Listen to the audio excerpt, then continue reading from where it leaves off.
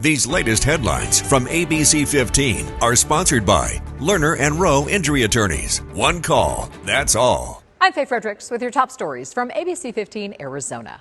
A car slams into a woman's yard in South Phoenix over the weekend. That crash caught on camera. Sylvia Fuentes' Ring camera capturing this video at around 11:30 Saturday night near 16th Street and Broadway. Driver crashing through her fence, hitting her cars and damaging the side of her house. By the time police arrived around 12:30, the driver was gone. Fuentes says it couldn't have come at a worse time. It's devastating. It's not hard to see. It's a devastating nightmare. You know, when you're already dealing with life, health issues and whatever else, you know, and then you have to deal with this. There are no words. Yeah, Phoenix police are still looking for that driver. Phoenix police looking for answers after a deadly crash along I-17 last night. Stretch of freeway closed for hours near Camelback Road after police say a motorcyclist wrecked during an apparent street race. We're told the rider, a 22-year-old girl, lost control of her bike, hit the median, and then was hit by one of the two cars she was racing against. That car, a red Dodge Charger, then speeding away from the scene.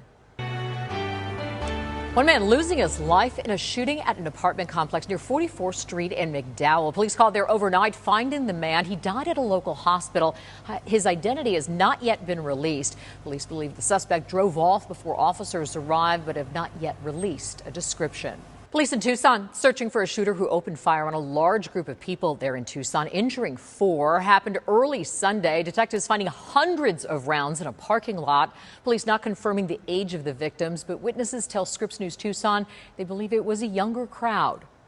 2 girls that were standing there, they were like crying and kind of like freaking out, but they were definitely younger.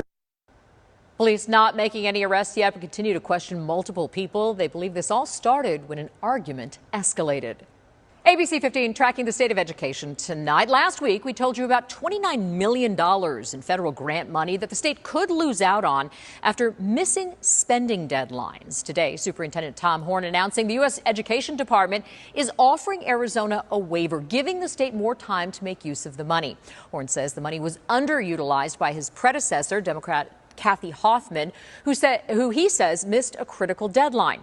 Now, that news comes just hours after Governor Katie Hobbs was joined by 6 House Democrats in calling for an audit of Horn's office. The group says it has serious questions about Horn's ability to oversee Arizona public schools. Rare sight caught on a southern Arizona trail cam. Phoenix Zoo sharing this video showing an ocelot spotted back in June. This was in the Coronado National Forest near Nogales. The ocelot hasn't been seen in the state before. It's the first sighting in the region in at least 50 years. They've been listed as endangered in the U.S. since 1972. Last time one was recorded in Arizona was last year in the Huachuca Mountain Range. Attention smart shoppers, a new opportunity this week to adopt an adorable dog for free. The Arizona Humane Society announcing it's waiving adoption fees for dogs 50 pounds and over. These are just some of the cute pups available right now. You can find out much more at azhumane.org. And if you're looking to save money, ABC 15 wants to help. Our Smart Shopper team is dedicated to finding the best deals on everything from family activities to restaurants and so much more. Find a full list online at abc15.com/smartshopper. Oh, just a massive weekend for Valley sports with 5 local basketball legends on the world stage. Devin Booker, Kevin Durant, Diana Taurasi, and Brittany Griner, and Kalia Copper leaving Paris wearing Olympic gold.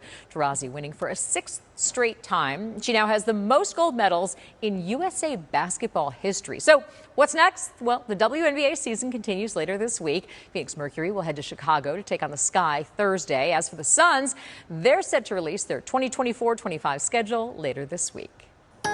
Tracking your forecast, I'm Chief Meteorologist Amber Sellens, and we are in the middle of the longest triple-digit stretch ever recorded in the city of Phoenix. As of today, 78 days in a row at 100 or hotter, the longest stretch ever, and we've got another triple-digit day in the forecast tomorrow and many more ahead as we head through the next 7 days. Tomorrow we start out in the 80s, 88 degrees at 6 a.m., 99 at noon, 107 around 4 p.m., with a 10% chance of a few isolated storms. We're not expecting much, but Futurecast picking up maybe 1 or 2 in the morning, and then more chances in the forecast as we head into the afternoon as well, favoring areas to the south and to the east, of course, but maybe 1 or 2 making their way into Phoenix tomorrow. Then we go into a drier stretch midweek. Wednesday and Thursday, no chances for storms. Temperatures getting hotter. 110 on Thursday and Friday, and a slight chance for storms will be back Friday and through the weekend as highs hover around 110 degrees with overnight lows in the upper 80s to low 90s.